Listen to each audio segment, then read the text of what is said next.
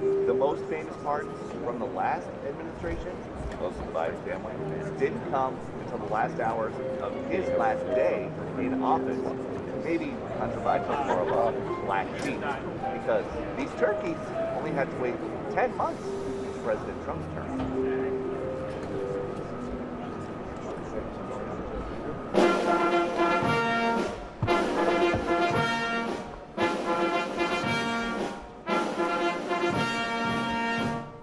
Ladies and gentlemen, the President of the United States and First Lady Melania Trump.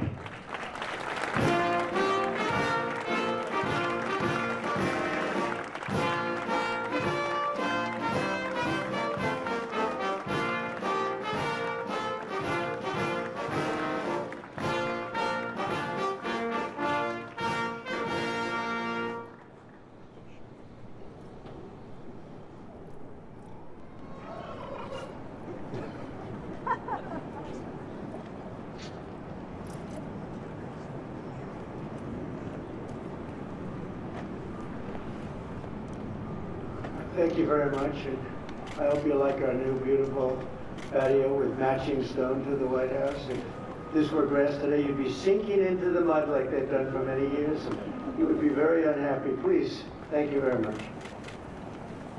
This was a big day. It's a pardon day for a very important beast. On behalf of the First Lady and the entire Trump family, I want to wish all Americans a very, very happy Thanksgiving. It's a great time of the year, and our country is doing really well, economically, like we've never done before. Today, we continue a time-honored American tradition. Well, that's a well-trained turkey. See how happy he is? In a few moments, I will grant a full, absolute, and unconditional presidential pardon to two handsome Thanksgiving turkeys. And this is their lucky day. This is a lucky day for them. But before going any further, I want to make an important announcement because you remember last year, after a thorough and very rigorous investigation by Pam Bondi and all of the people at the Department of Justice, the FBI, the CIA, the White House Counsel's Office, and the Department of Everything. We have a Department of Everything. You know what that is? I think that's called the White House. Into a terrible situation caused by a man named Sleepy Joe Biden. He used an auto pen last year for the turkey's pardon. So I have the official duty to determine, and I have determined that last year's turkey pardons are totally invalid. As are the pardons of about every other person that was pardoned other than, where's Hunter? No, Hunter's was good. That was the one pardon, Pam, that was good, right? The rest of them are all invalid. I don't know what the hell you're going to do about that, but that's, now we're going to take a little of the joking. That is a mess. But they're hereby null and void. The turkeys known as Peach and Blossom last year have been located, and they were on their way to be processed, in other words, to be killed.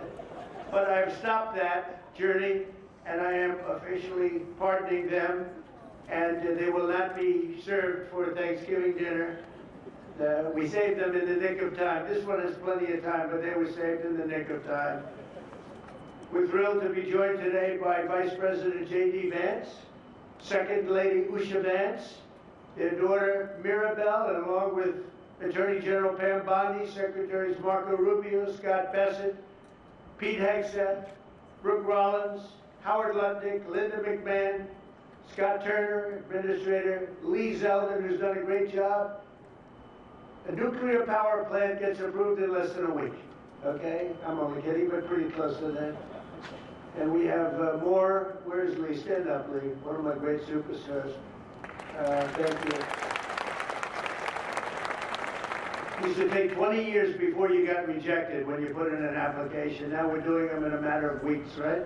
And that's why we have the biggest plants anywhere in the world. We're leading in AI. We're leading in everything. Our auto plants are pouring back into our country. Where do you see the jobs coming with them? But many of them are under construction, but Lee's done a great job in getting those approvals. I appreciate it very much. FBI Director Kash Patel has been very busy doing a great job. Also, thank you, Kash. along with members of, see, you got a follower, okay? Along with members of Congress, and in particular I want to mention Jason Smith and David Rozier. Where are those two guys? Come on, stand up, fellas. What good people. Jason knows more about the tax code than any living human being. He knows so much, we don't even want to hear about it, right? Too complicated. We're going to make it a simpler code. But we did in the great big beautiful bill, which just passed, your imprints all over that, and it's amazing. The biggest tax cuts in the history of our country for middle-income people. The biggest tax cuts in the history of our country for middle-income people, and the biggest jobs bill ever passed.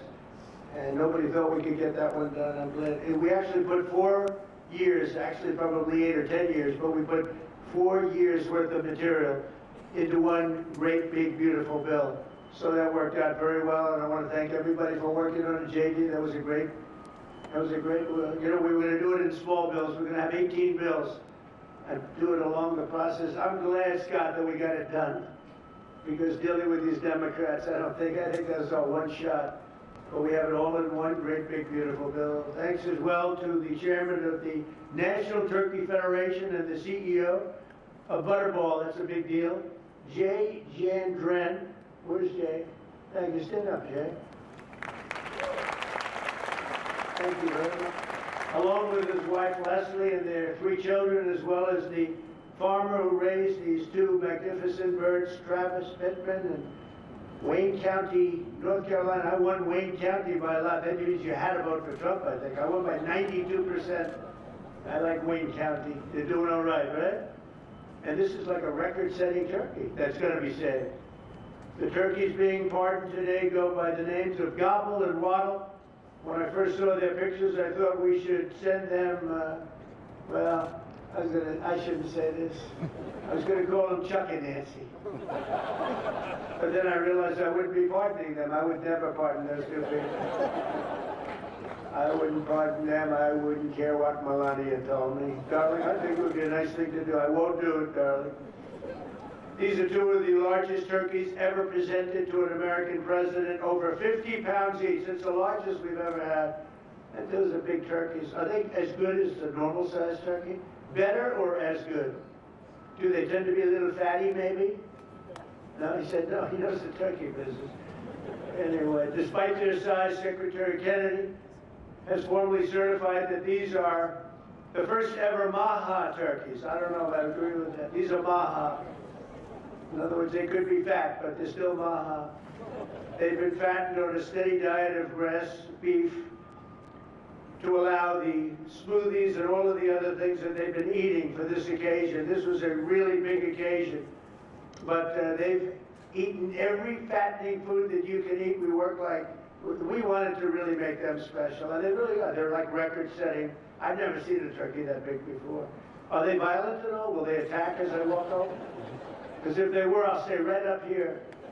But as you know, we're a tough-on-crime administration. We are tough on crime. You know, our border had 0 people coming in for the last 7 months, right? 0. I mean, even I find that hard to believe to me.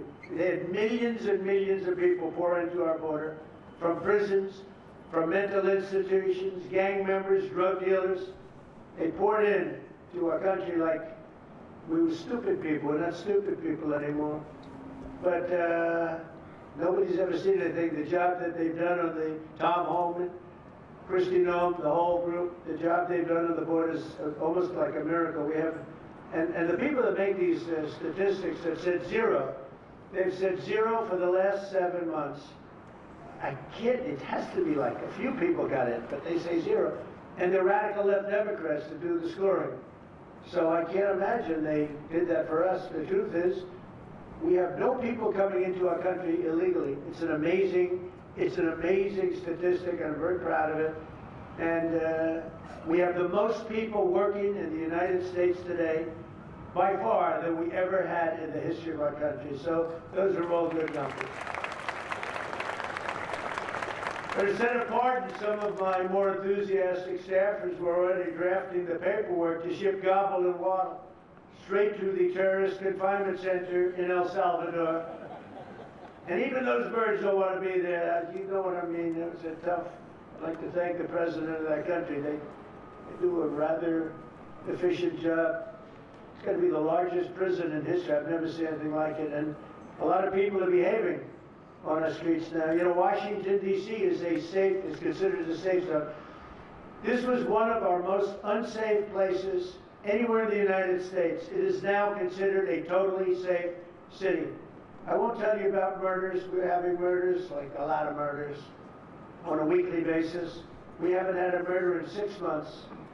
And it doesn't sound good even to say that. We haven't had a murder in 6 months. But when you are averaging 1 and even sometimes 2 a week, and you haven't had 1 in 6 months, you can walk with your family down the middle of any street, go to a restaurant, you won't get in. They're opening new restaurants all over, and it's really been a beautiful thing to see. So Washington, D.C. is now a totally safe city, and a year ago it was a criminal mess. We removed, Pam, 1,700 people, career criminals, and people that came to this city from Venezuela and many other places. They were let out of prisons and they came here. There were Tren de Aragua, a lot of Tren de Aragua, that's from Venezuela. And we got them all the hell out of our country, or they're in prisons now. And you can walk down any street in Washington and you're going to be just fine. And I want to thank the National Guard. I want to thank Pete Hegseth. The job you've done here is incredible. And I hear you having the same kind of success in Memphis, Tennessee. We had an even worse situation. And Memphis crime is down 64% in 3 weeks. And by the time you have 4 or 5 weeks, you're going to have it down almost where there won't be crime. And we could do that in Chicago, by the way, if they would let us.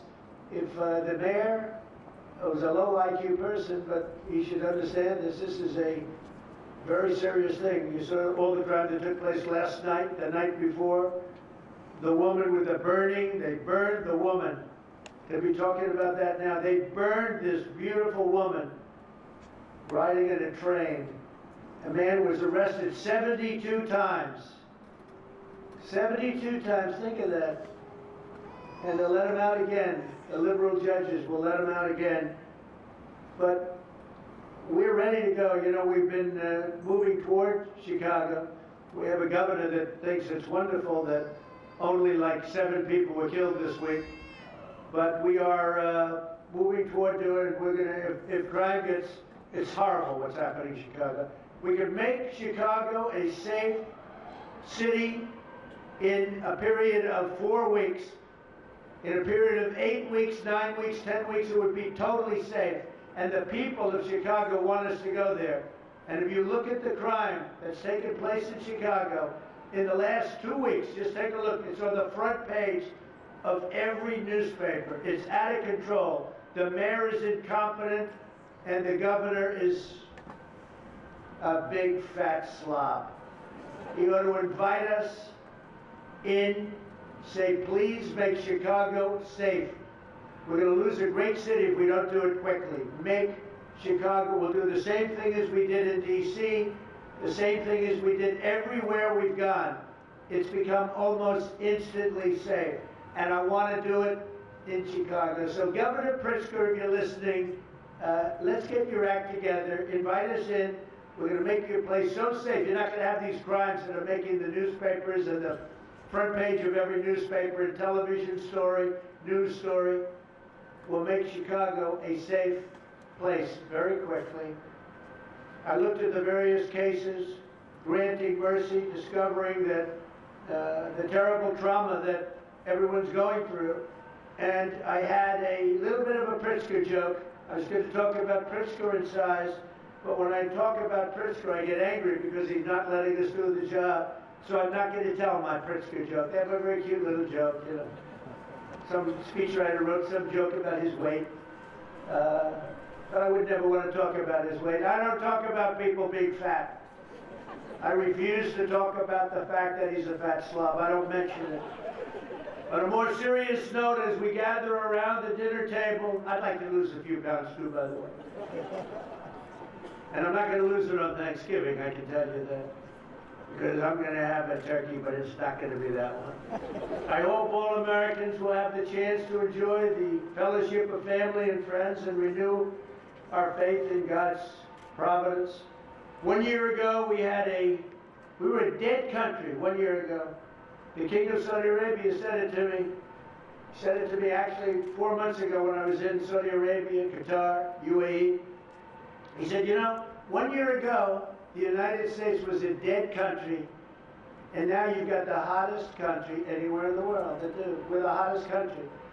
We have $18 trillion being invested as of now. We're not even close to being 1 year. The most ever was $2 trillion for a certain country I won't name during the last administration. In 4 years, they had less than $1 trillion being invested in the country. In 9 months, we have over $18 trillion. It's a number that nobody has ever even thought possible. And that's in building plants and building so many things, investments in our country. Nobody's ever seen anything like it. But we have more people working. We have more people praying. The churches are coming back. I don't know if you've been reading that story, but religion is coming back to America. Some people say, oh, why would you mention that? To me, that's a big deal. And this Thanksgiving, we're also making incredible strides to make America affordable again. Walmart announced that the cost of their standard Thanksgiving meal is 25% lower than just 1 year ago. That's a big deal. According to the USDA, the price of Thanksgiving turkey is down 33% from its Biden era highs. Potatoes are down 13%. Ham is down 15% compared to last Thanksgiving. So we are down to a level that we haven't seen in a long time. Egg prices are down 86% since March, and gasoline will soon be hovering around $2 a gallon. Under our leadership, we passed the largest tax cuts in history, the largest spending cuts in history, the largest regulation cuts in history, and we have fully secured our southern border.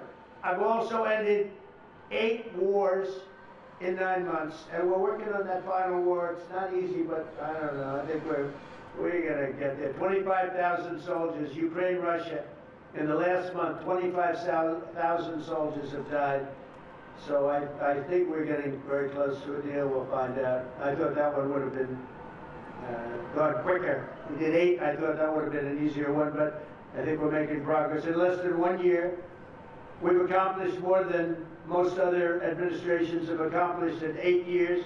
And this is a very special Thanksgiving. We thank God for His many blessings and the great success that this country has seen in this short period of time. We draw strength from the love of family and friends, and we express our undying gratitude for the men and the women of the United States Armed Forces. We love them. We pray that peace and prosperity will continue to bless our land, and together we'll really just keep this great drive going to make America great again. MAGA, I think it's the greatest expression in the history of politics. Make America great again. So once again, Melania, thank you for doing such a great job and being such a great First Lady. And now let's go and give Waddle. Waddle, by the way, is missing in action, but that's okay. We'll pretend Waddle is here. The gift that they've been waiting for.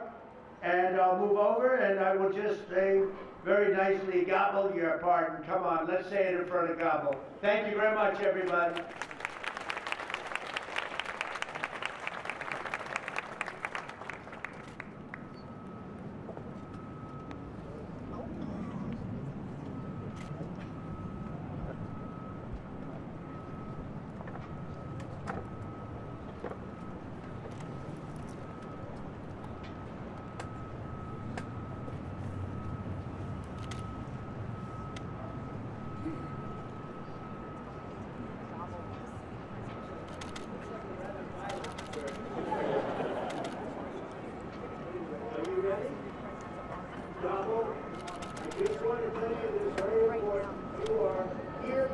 Unconditionally pardoned.